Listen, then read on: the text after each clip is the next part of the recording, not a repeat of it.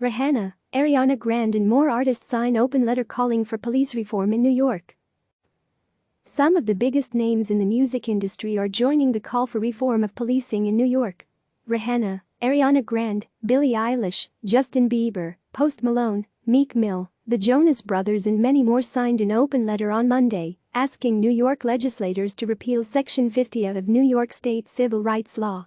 The statute currently keeps police personnel files confidential and basically out of the public's reach. We mourn the killing of George Floyd and the unnecessary loss of so many black lives before his. We must hold accountable those who violate the oath to protect and serve, and find justice for those who are victim to their violence, the open letter reads in part. An indispensable step is having access to disciplinary records of law enforcement officers. New York Statute 50 blocks that full transparency, shielding a history of police misconduct from public scrutiny, making it harder to seek justice and bring about reform. It must be repealed immediately.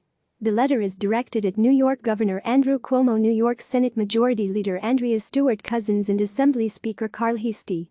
The petition and open letter comes in the wake of George Floyd's death in Minneapolis after former police officer Derek Chauvin pressed his knee on Floyd's neck for nearly 9 minutes.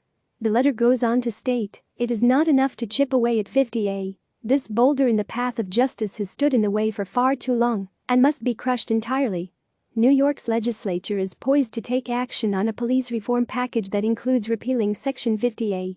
On Tuesday, Cuomo said there is a need for real discussion to have about how to reinvent and reimagine policing for a new generation and a new society. He noted the discussion is a long time coming and long overdue. Click subscribe to receive the latest news.